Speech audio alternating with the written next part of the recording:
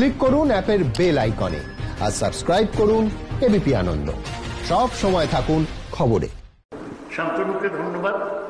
আজকে শান্তনু আপনাদের বলেছেন বাংলা কোভিড মহামারীর বিরুদ্ধে যে প্রশংসনীয় পদক্ষেপ নিয়েছেন সেই ব্যাপারে উনি বলেছেন। আমি আজকে আরও একটা ইতিবাচক ব্যাপারে বলবো, তার কারণ ইতিবাচক খবরগুলো আমাদের সংবাদ মাধ্যমে আসে না, নেতিবাচক খবরগুলো শিরোনামে আসে। তাই আমি আপনাদের শুধু বলতে চাই যে বাংলায় অনেকে জিজ্ঞেস করেন, বিজেপির লোকরা জিজ্ঞেস করেন যে বাংলায় চাকরি বাকরি কি হয়েছে।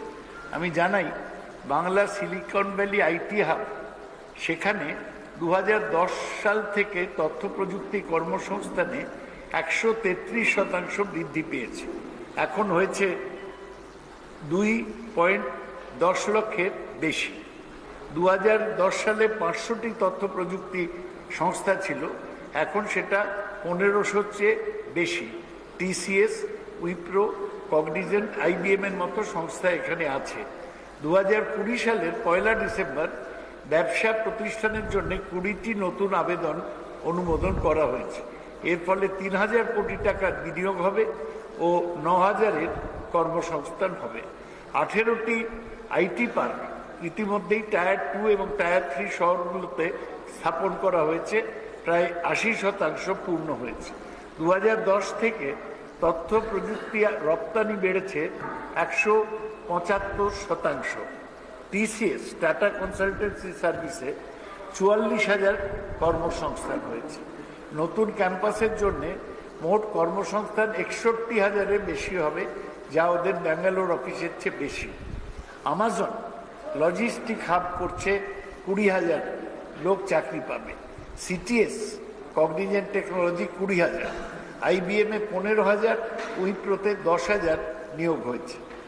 মমতা ব্যানার্জির অধীনে 1 কোটি কর্মসংস্থান সৃষ্টি হয়েছে। ভারতের বেকারত্ব এখন 24%। বাংলায় বেকারত্ব হ্রাস পেয়েছে। তাজপুরে নতুন গভীর সমুদ্র বন্দর অনুমোদিত হয়েছে, তাতে 25,000 কর্মসংস্থান হবে। শেষে আমি বলতে চাই, কর্মভূমি তথ্য প্রযুক্তি সংস্থাতে নতুন চাকরি দেবার এক অনন্য প্ল্যাটফর্ম তৈরি হয়েছে। ব্যবসার জন্য 20,000 টাকা পর্যন্ত আর্থিক সহায়তা, 2 লক্ষ যুবককে কর্মসাথী প্রকল্পের অধীনে কাজের জন্য 2 লক্ষ টাকা ও মোটরসাইকেল সরবরাহ করা হয়েছে। দক্ষতা বিকাশের উন্নয়নে উৎকর্ষ বাংলার অধীনে 6 লক্ষ যুবক লাভবান হয়েছে। 1 লক্ষ বেকার যুবক যুবশ্রীর অধীনে কর্মসংস্থান হয়েছে ও কাজে যোগদানের আগে তারা 1500 টাকা মাসিক ভাতা পেয়েছে। 2010 সালের পর থেকে শিক্ষা, খেলাধুলা, শিল্প ও সংস্কৃতির জন্য বাজেট প্রায় 3 গুণ বেড়েছে। এখন তা দাঁড়িয়েছে 37,000 কোটি টাকা। এইটাই আমাদের যা বলার। এরপর আপনাদের যা প্রশ্ন আমি জবাব দেব, বা স্বাস্থ্য সংক্রান্ত প্রশ্ন হলে ডক্টর শান্তনু সেন জবাব দেবেন।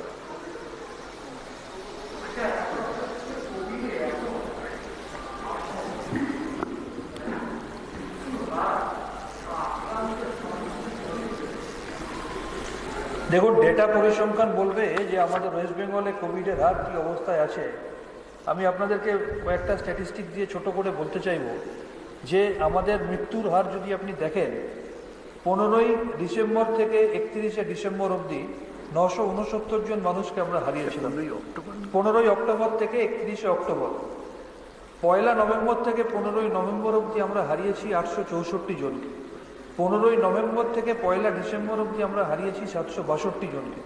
আর 1 ডিসেম্বর থেকে 11ই ডিসেম্বর অর্থাৎ গতকাল অবধি আমরা হারিয়েছি 490 জনকে। এবং কমে আসছে, এবং আমাদের কেস ফ্যাটালিটি রেট কমতে কমতে ওয়েস্ট বেঙ্গলে 1.4%, যেখানে পাঞ্জাবে 2%, মহারাষ্ট্রে 2.6%, গুজরাটে 1.9%, দিল্লিতে 1.6%।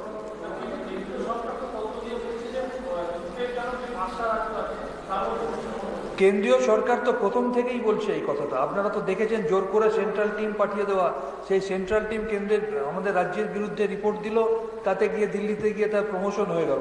অথচ তার পরের টিম যখন বেলেঘাটে আইডি হসপিটালে এলো, তারা লিখতে বাধ্য হলো তার ভিজিটার্স বুকে যে এত ভালো পরিষেবা কোনো কোভিড হসপিটালে দেখিনি সারা ভারতবর্ষের মধ্যে।